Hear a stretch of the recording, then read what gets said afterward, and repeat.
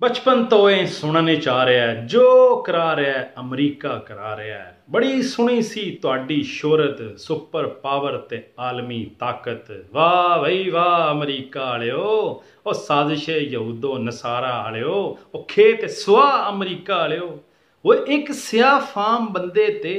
ਬਸ ਇੱਕ ਸਿਆਫਾਮ ਬੰਦੇ ਤੇ ਪੁਲਿਸ ਦੇ ਹੱਥੋਂ ਮਰਨੇ ਤੇ ਸੜਕਾਂ ਉੱਤੇ ਆ ਗਏ ਹੋ पूरे मुल्क छा गए हो। एक सरकारी कतल दे उत्ते तुसी घरां दे विच नहीं सुते बड़े ही वही जज्बाती हो बड़े ही तुसी लाउबाली हो होर ते होर सब गोरे भी नाल रल गए ने चिट्टे भी वेखां बड़े तुसी आए आइडियलिस्ट कोई नहीं तुहाडे चों रैशनलिस्ट तुहाडे विच कॉमन सेंस ही कोई नहीं टॉलरेंस ते पेशेंस ही कोई नहीं।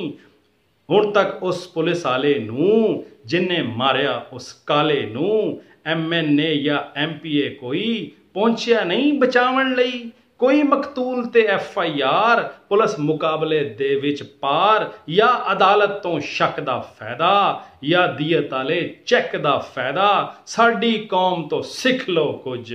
ਸਾਡੇ ਵੱਲ ਵੀ ਵੇਖ ਲਓ ਕੁਝ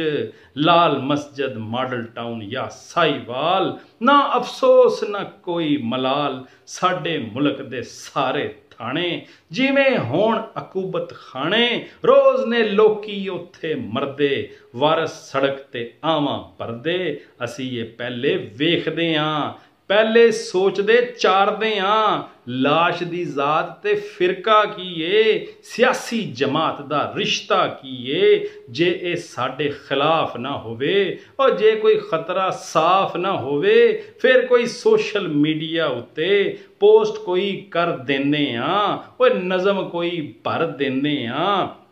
नाले ये भी कहते हाँ यहूदो नसारा सानू खा रहा है जो करा रहा है अमरीका करा रहा है जो करा रहा है अमरीका करा